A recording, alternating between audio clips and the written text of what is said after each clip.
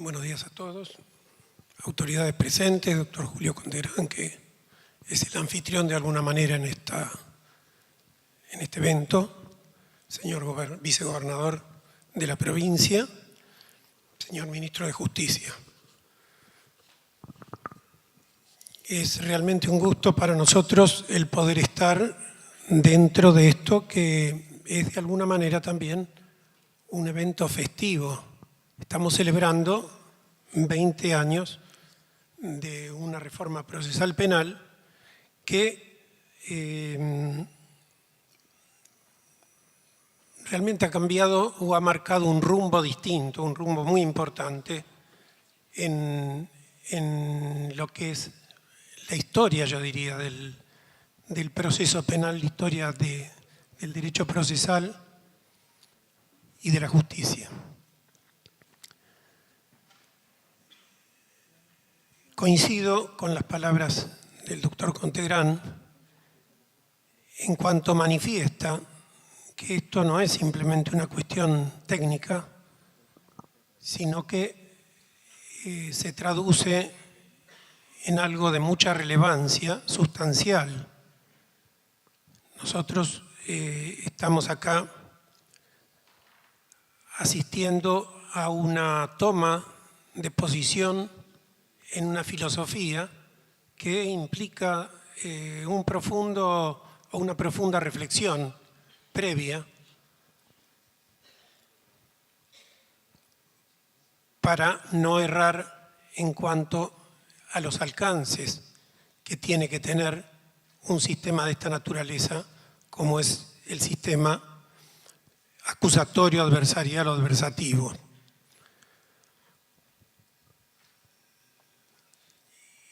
Este sistema vino a reemplazar un sistema que tenía una vigencia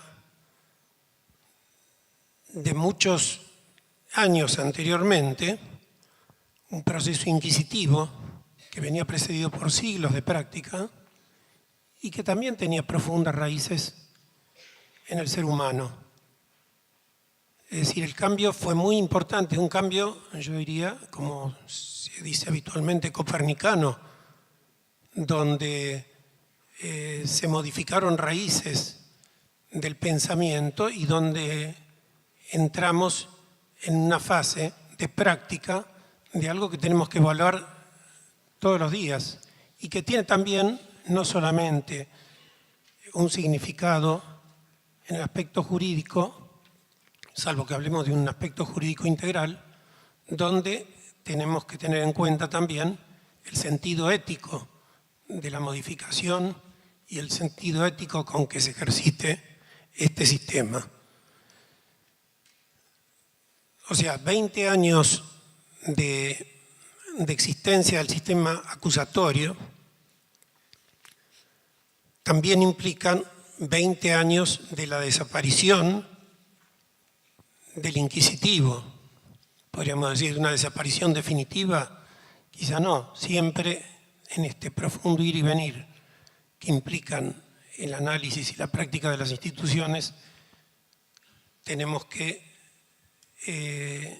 advertir siempre que hay elementos que pueden a veces ser positivos o ser rescatados sin perjuicio de una tendencia general que indudablemente ha implicado un gran progreso. Quiero señalar que la provincia ha sido pionera en muchos de estos cambios. Uno de los más importantes es el del juicio oral. Es decir, este juicio oral ya se había previsto en la provincia para los casos graves por la Ley 3.589, sancionada en 1915. Y posteriormente, cuando existe una muerte dolosa, también se instituía ya en forma obligatoria en 1986 por la Ley 10.358.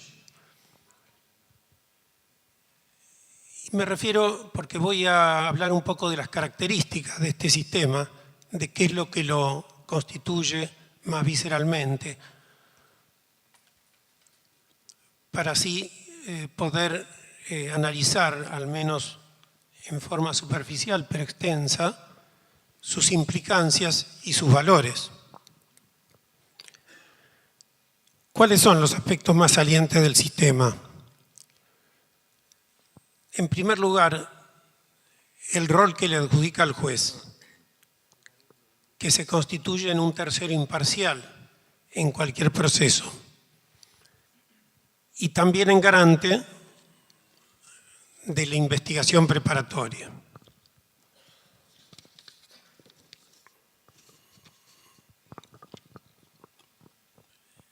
La instrucción penal preparatoria se formaliza en una audiencia con el imputado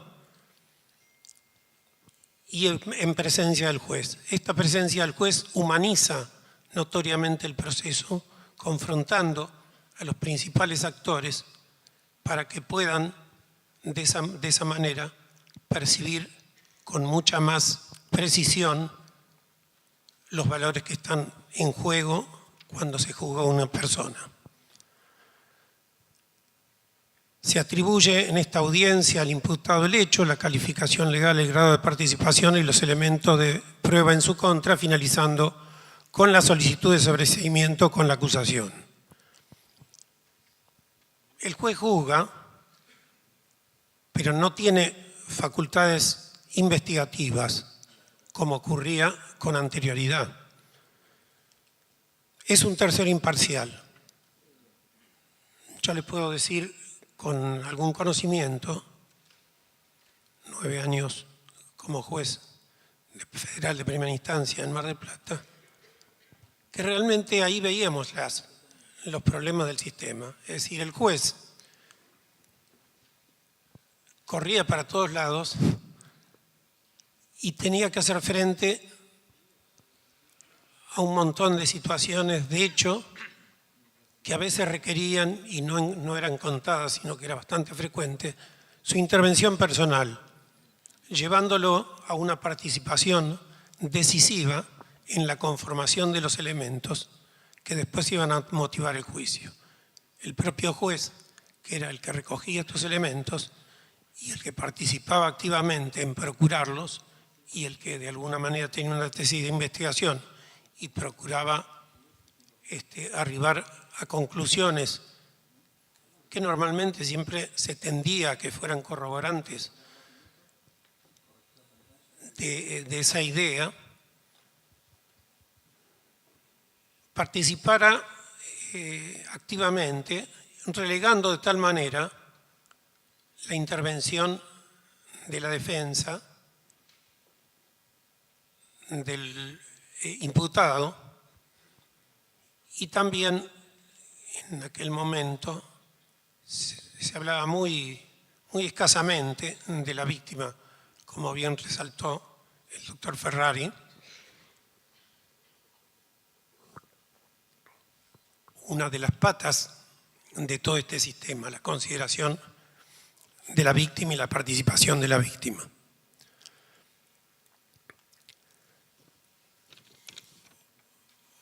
Hoy resuelve la contienda un juez que no ha participado en estos, digamos, pasos iniciales del proceso, con lo cual toma contacto en un momento en el que le permite visualizar con total objetividad el problema que se le trae a juzgamiento. La prueba es incorporada también en el debate oral. Existe hoy igualdad de armas entre el fiscal y el defensor. Es decir, no tiene un papel más relegado el defensor, y también se dice, y esto es uno de los temas que por ahí puede debatirse, si el fiscal tiene más valor que el defensor en cuanto representa el interés público frente a un interés particular. Pero lo que no hay dudas es de que tiene que existir un equilibrio y que tiene que existir una oportunidad para que también la defensa pueda actuar con todas las posibilidades que le da el proceso. Un tema que también es importante dentro de este sistema es que se incorporó la desformalización. Y esto tiene que ver con lo que también decía el doctor Contegrán. Es decir, acá estamos frente a una búsqueda sustancial de la verdad y en este sentido las formas tienen que quedar relegadas por la realidad. Y esta realidad se conoce a través de una participación intensa de aquellos que procuran los elementos de juicio y a través del juicio posterior que se va a hacer por parte de un juez que de alguna manera yo no me animaría a calificarlo de aséptico porque asepsia implica quizá algo muy frío, algo muy alejado, pero sí que no tiene un interés concreto en algo que recién conoce y a lo que recién se incorpora en ese momento. Fiscal hoy lleva solo un legajo, no necesita arrastrar todo un montón o un cúmulo de pruebas, sino ir recogiéndolas e irlas ordenando para que después esas pruebas puedan ser utilizadas en el juicio oral. Y yo diría que en todo este cambio de sistema, la vedette del cambio es la oralidad, porque la oralidad permite que se vean cara a cara quien juzga, quien acusa, quien se defiende. Y también hoy la víctima, que es, como decía, la otra o el otro puntal en que tiene que descansar todo el sistema. Asistimos a la finalización de una figura judicial que aparece bastante desteñida, de un juez inanimado, con poca intervención, que ahora tiene una intervención decisiva, pero en el control del proceso y en la resolución de la parte final del proceso. Pero el hecho del enfrentamiento cara a cara con los otros actores del proceso le insufla precisamente esa humanización de la cual anteriormente existía poco. Existe también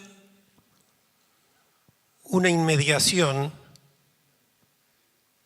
que precisamente permite ese conocimiento desprovisto de otros intereses, solo en interés de llegar a la verdad. Que ese es un tema, el de la verdad, que de alguna manera vamos a ver algo de eso un poco después. También este mecanismo se ha practicado y se está practicando, yo diría que con bastante éxito, en el juicio por jurados, que también acompaña desde otro ámbito, desde otra forma, este movimiento que yo calificaría de un movimiento de progreso. También la ley de enjuiciamiento de magistrados 13.661 de funcionarios, de magistrados y funcionarios de la provincia de Buenos Aires va en el mismo sentido. También existe una variación en la dinámica del proceso en el caso de la flagrancia, donde resuelve el juez como garante existiendo inmediación. También con un plan piloto desarrollado por la Corte para optimizar las audiencias preliminares, tratándose de lograr acuerdos a partir de la oralidad. Son todas manifestaciones de esta idea que arrastra el proceso acusatorio. Hay un fenómeno que contribuyó a disparar estos cambios y fue el de la convencionalización a nivel nacional, es decir, cuando se empezó a vislumbrar la profunda significación práctica que tenían las convenciones, que no eran meras declaraciones programáticas, sino que podían ser ejecutadas a partir de sus valiosas conclusiones y preceptos. Es decir, tenían un sentido normativo que antes se desechaba. Yo recuerdo que era muy poca la referencia que se hacían antes en ciertos derechos, por ejemplo el derecho civil, a las constituciones y a los preceptos constitucionales. Eso tuvo un giro copernicano también en esta materia, con la incorporación de las convenciones por vía constitucional en el caso de la nación y también por vía indirecta a través de su visibilización por parte de las constituciones provinciales.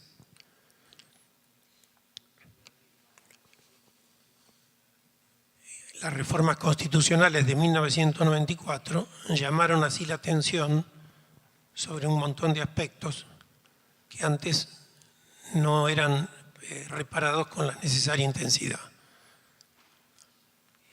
En realidad, esa reforma, si bien formalmente no incorporó las convenciones al texto constitucional, lo cual en rigor debió haber sido así, porque tienen el mismo valor que las normas constitucionales, al menos las que están mencionadas.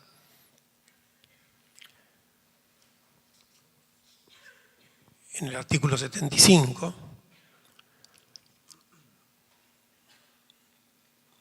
los juicios se consustanciaron de esa manera con el bloque de constitucionalidad y en particular en el aspecto penal con la Declaración Universal de Derechos Humanos del año 48, el Pacto Internacional de Derechos Civiles y Políticos de 1966, la Declaración Americana de los Derechos y Deberes del Hombre de 1948, la Convención Americana sobre Derechos Humanos de 1969, determinaron, en definitiva, y pusieron de resalto, que el proceso penal es derecho constitucional aplicado. Obviamente también contribuyeron a conformar esta situación los artículos 18 de la Constitución y 43 de la Constitución Nacional, primero referido fundamentalmente al juez natural, entre otras cosas, y el 43 al amparo, el habeas dati y el habeas corpus, que también fue replicado en la Constitución provincial a través del artículo 20 y en su artículo 15, donde el Estado asegura la tutela continua y efectiva y el acceso irrestricto a la justicia. Con respecto al rol otorgado a la víctima, se dice, y es cierto, que el Estado se lo expropiaba y debía quedar a expensas de la actuación del fiscal. Es decir, hoy se trata de dos direcciones independientes. Por un lado, la que le imprime el fiscal y por el otro lado, la que imprime la propia víctima con un carácter realmente importante. Trayendo un poco estas palabras al objeto de reunión que van a tener estas jornadas sobre la reforma procesal penal, podemos intentar hacer una perspectiva a partir de estos 20 años. Entiendo que queda bastante camino todavía por recorrer, como lo señalaba también el señor procurador, pero vamos a intentar hacerlo aunque sea muy por encima, muy superficialmente. ¿Qué proponemos? Afianzar la perspectiva ética del derecho. Los códigos procesales son leyes reguladoras de la garantía de justicia. La verdad de los hechos del litigio es una condición necesaria de toda decisión justa y legítima y en consecuencia de cualquier resolución apropiada y correcta de la controversia entre las partes. También diremos, y en esto estamos parafraseando a un autor, que existe un debido proceso si éste está construido de modo que, además de asegurar la efectividad de las garantías constitucionales y procesales, se logren obtener decisiones justas. Difícilmente se podría reputar debido a un proceso que esté sistemáticamente dirigido a producir decisiones injustas o en el que la posibilidad de una decisión injusta sea irrelevante. La justicia tiene que signar y justicia y ética tienen que ir de la mano. Todos los procesos judiciales. Si bien hay quienes, desde otro ángulo, señalan que el denominado concepto de justicia confluiría en el proceso justo con plenitud de garantías procesales. Es decir, este podría entenderse como la simple acumulación de garantías procesales nos hacen arribar al concepto de justicia. Yo personalmente no lo comparto. Es una posición formal, pero también importante. Hay un tema que creo que es relevante, aunque es esencialmente formal, y hasta me provoca bastante suspicacia en muchos casos, que es el de que este cambio y esta primacía, sobre todo, de la participación directa de las partes y de la oralidad, necesita que la enseñanza del derecho procesal penal requiera hoy nuevas técnicas. La pedagogía del roleplay, los talleres de litigación oral.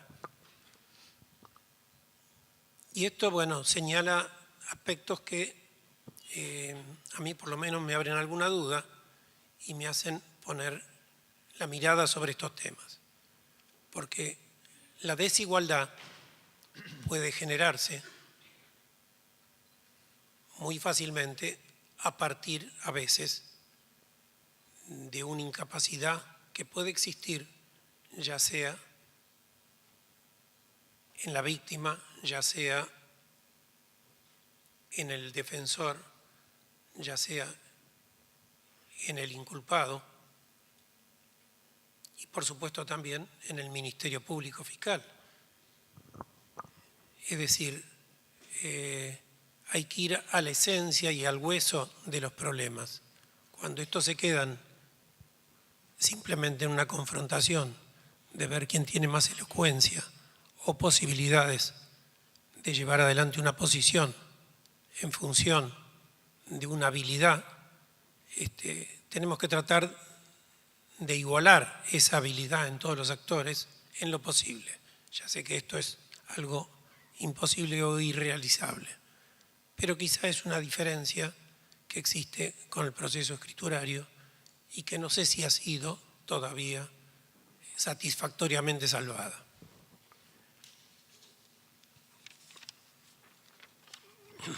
Y ya estoy terminando.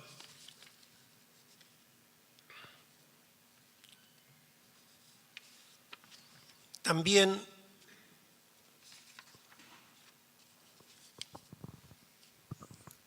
hay que ver las adaptaciones necesarias que hay que hacer frente a sistemas importados.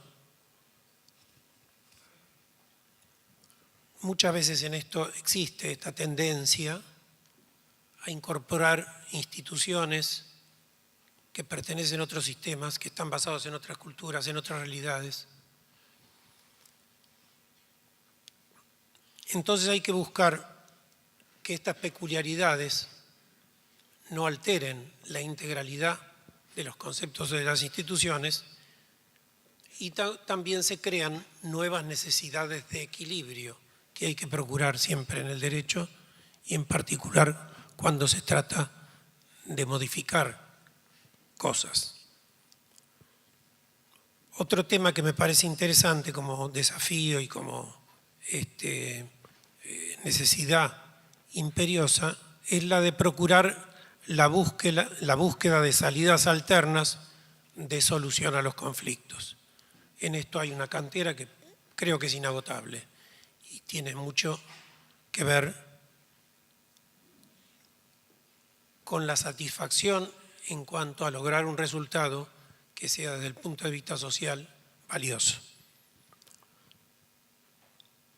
Por último, recurrir al criterio de oportunidad y a los criterios especiales de archivo. Esto ya se está incorporando, se está trayendo, hay que ver cómo se lo hace funcionar en la práctica, como ante hechos como la insignificancia, los hechos de menor relevancia, el tema de la pena naturalis, cuando ya de por sí el delito imputado constituye en sí un hecho que ha perjudicado al autor del mismo. Y vuelvo a resaltar a la justicia alternativa.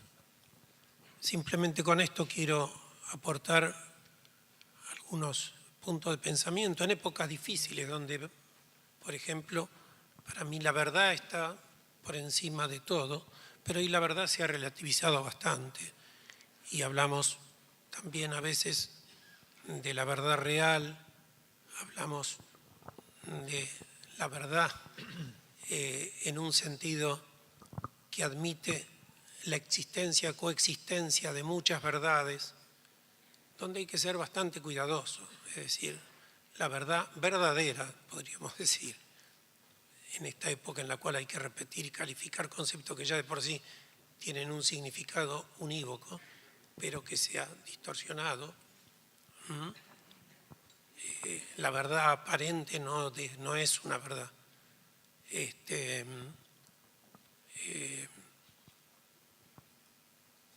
Y entonces hay que cuidar ese concepto de la verdad y que realmente se llegue y se arribe a los juicios, porque las técnicas son muy útiles, pero no son satisfactorias, ni brindan realmente un progreso si no sirven para poner en evidencia la verdad. Esta reconstrucción que se hace en cada trama, que implica cada proceso, para llegar a ver qué es lo que realmente sucedió, qué es lo que sienten las partes, qué es lo que animó a quienes intervinieron en ese hecho y cuál es en definitiva el terreno sobre el cual el juez va a tener que transitar para llegar a una solución justa. Bueno, nada más, gracias. Bueno, muy buenos días. Un gran gusto estar acá, estar teniendo esta alternativa de poder compartir esta mesa, que agradezco muchísimo la invitación al doctor Contegrán, con el presidente de la Corte, con el ministro de Justicia. La verdad que escuchar ideas y ver en la práctica que permanentemente hay una voluntad de modificar la realidad, de trabajar para mejorarla, escuchar lo que hemos escuchado hoy y lo que seguramente a lo largo de las jornadas, esta búsqueda de mejorar la realidad. Me parece que ese debe ser un desafío constante y permanente. Y en realidad el sistema acusatorio vino con ese objetivo, en un momento de fortalecer el Estado de Derecho, apuntalar principios básicos, principios de igualdad, el principio de imparcialidad, el principio de inocencia, del respeto al proceso penal previamente claro y establecido. Hacer una guía para los jueces, una guía para fiscales, para defensores, y estar apuntalado en lo que son los objetivos del respeto a los derechos humanos y en la búsqueda de la verdad. Yo recuerdo hacia 1983, cuando inició la etapa democrática en la provincia de Buenos Aires, realmente era una rémora de todo un sistema que había que modificarlo. Hubo enorme cantidad de iniciativas, tanto el Poder Ejecutivo como de todos los bloques se entendían que era imperioso adecuar las normas procesales a una nueva realidad, acercarla a los verdaderos preceptos de una Constitución que volvía a estar vigente, y empezaron a haber iniciativas constantes y permanentes. Y empezaron a haber avances en aquel momento. El mero hecho de empezar a limitar la toma de declaración indagatoria por parte de la policía fue un logro increíble y que costó muchísimo, porque aun cuando estaban las instrucciones no se las ponían en práctica, o en muchos casos no había las infraestructuras o las garantías como para poder hacerlo, y hasta la experiencia misma como para poder generar los controles. Y bueno, eso se fue avanzando hasta llegar a volcarlo en una ley, que sea el juez quien toma la declaración indagatoria, limitar la prisión preventiva. Fueron pasos hasta que finalmente se pudo lograr, a partir de la necesidad de crear una comisión reformadora, que participaron la totalidad de las expresiones y todos los que hacen a la vida del Poder Judicial, los tres poderes, y por unanimidad se terminó sancionando esta ley. Yo presidía un bloque en ese tiempo, un bloque legislativo, y la verdad fue por unanimidad y una coincidencia absoluta de adecuar a los nuevos tiempos, y así fue este sistema, que básicamente le daba la dirección de toda la investigación al fiscal, y efectivamente, como bien se dijo acá, el juez era el control y quien finalmente decidía, sistemas nuevos de apelación. Realmente fueron tiempos de un cambio importantísimo y sin duda fundamental, y que tenía siempre esos objetivos en la búsqueda de la verdad, desafiar también la falta de estructuras y de infraestructuras. Ese fue un problema constante y permanente, pero bueno, así se fue avanzando, y me parece que realmente tener hoy la alternativa a 20 años de haberlo implementado, este sistema, fue una ley de 1997 y que tomó vigencia en 1998, a 20 años juntarse y analizar sobre la realidad qué cosas hay que modificar, qué cosas hay que profundizar, qué cosas hay que mejorar. Me parece que es signo de una época de un compromiso enorme, especialmente después de los convenios internacionales y de las modificaciones también en los derechos de fondo, y una predisposición que nos presenta la alternativa de mirar con mucho optimismo hacia adelante, sabiendo que son obstáculos, dificultades, pero siempre en la búsqueda de los grandes objetivos, un poder judicial absolutamente independiente, que aparte, como bien lo dijo el ministro de Justicia, aparte de las normas, de las leyes y de las adecuaciones, quien lo lleva a la práctica realmente es sobre la base de la conducta y del ejemplo, que estas cosas se pueden bajar y se pueden instaurar como una normalidad y como una conducta definitiva. Por eso, en ese aspecto es determinante. Hoy están especialmente a la vista todo lo que se ha podido avanzar con el impulso que se da desde la Procuración General de la provincia, y hay señales que ya no van a volver atrás, y eso es un logro extraordinario, que independientemente de los gobiernos del futuro, hay cosas que ya quedan asentadas, y estamos en un momento de cambio que también se ven reflejados en la actividad en el Poder Judicial, en la independencia y en el desafío de quienes tienen responsabilidades de generar las propuestas y las modificaciones necesarias. Este sistema le daba y le da las garantías plenas al imputado en relación a sus derechos humanos, la alternativa de la defensa, y esta nueva búsqueda de la visión de ponerlo a la víctima también como un actor central y con todo el acompañamiento es también un avance sinceramente importantísimo que se lo va a ver hoy, pero sin duda en el correr del tiempo se lo va a poder apreciar con mucha más claridad. Y también la búsqueda de la transparencia y el control.